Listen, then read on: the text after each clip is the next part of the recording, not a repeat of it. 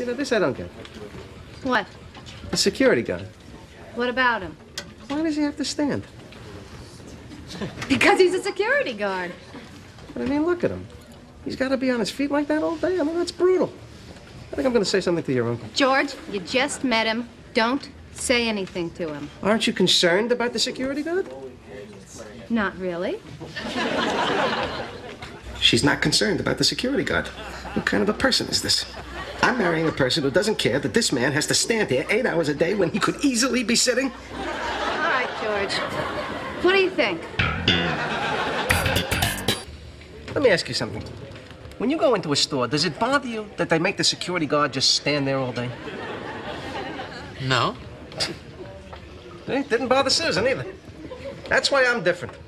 I can sense the slightest human suffering. Are you sensing anything right now?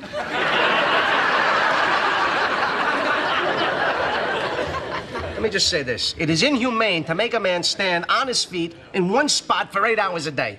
Why shouldn't he have a chair? Well, what about criminal activity? He's got to be alert.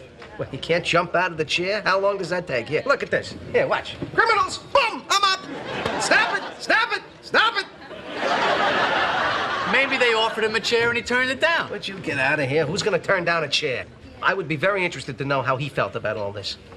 Maybe I'll have a talk with him. I know you will.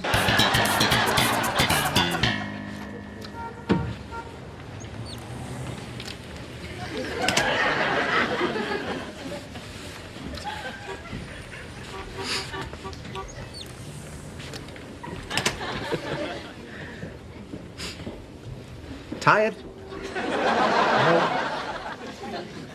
How come, no chair?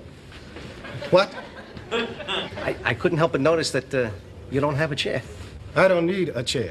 No, I didn't mean to imply that you did. You're obviously a very, well-proportioned individual. What I was just wondering is, have they ever offered you a chair? No. Would you like a chair? I suppose if they gave me one, I'd sit down. You would, wouldn't you? Obviously, I'd rather sit than stand, if that's what you're asking. That's exactly my point. Well, who wouldn't? As I tell you, frankly, I would like to walk in here one day and find you sitting down. That would give me a lot of pleasure. All be crazy. So I spoke to the security guard. Yeah, and? Well, it was tough to get a good read, but I think if I brought him a chair, he'd sit. So you're going to get him a chair? Yep. It's really just a question of what kind. Thinking about a bar stool. Yeah, I'd give him some height, be able to check things out. With a back or without? Oh, I think I'd go for the back. Swivel? I suppose he could swivel. Hey, maybe one of those director's chairs. What do you think of those? I think that's kind of a pompous look. You know, my parents used to have a kitchen chair that would have been perfect. You mean one of those vinyl things? Yes. Vinyl, yeah, maybe.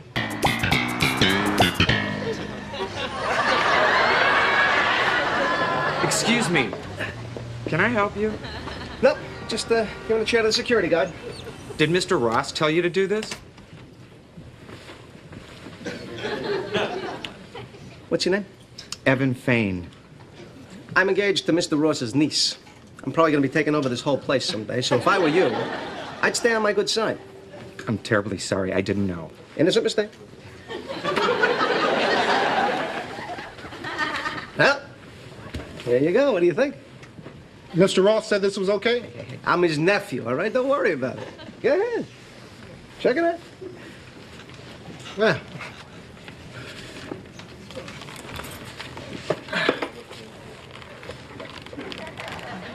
not bad. Not bad at all.